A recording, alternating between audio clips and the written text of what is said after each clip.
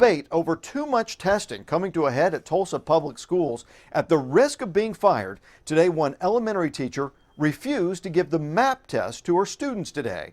This evening, I talked with both the teacher and district leaders about the issue. In classrooms across the state, there's been a lot of talk in the last year about testing that's necessary and testing that's excessive.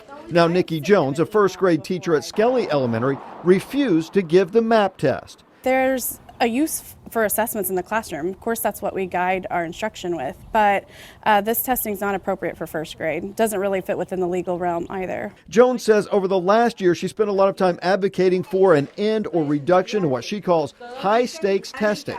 She sent an email to TPS Superintendent Dr. Keith Ballard and the state school superintendent Joy Hoffmeister explaining her reasoning. She writes, "The test is developmentally inappropriate. It has a moving target." She goes on and writes, "It makes no sense at all. My highest readers score the lowest." We had kids crying and scratching their faces and throwing chairs and things like that. It's frustrating. It kills their confidence. Kids in these demographics don't need that. The MAP test is given to first through third graders. Tulsa public school leaders say the MAP test is an important tool to help get kids to a level where they can pass that mandatory third grade reading test. Our position and our belief district-wide is that's a tool that's really needed in every classroom, and there's a very valid researched reason to give it. It's an issue that affects all schools across the state. State School Superintendent Joy Hoffmeister told me it's a goal of hers to reduce tests that are not federally mandated. There is a bill that would eliminate any testing that's not federally mandated,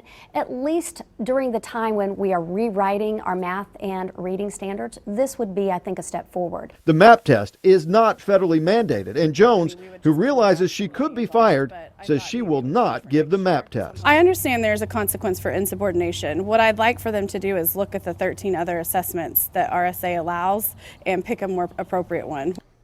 Now, Jones says she has not heard from the district at this point. TPS says they can't comment on any possible discipline for Jones. They say it's a personnel matter.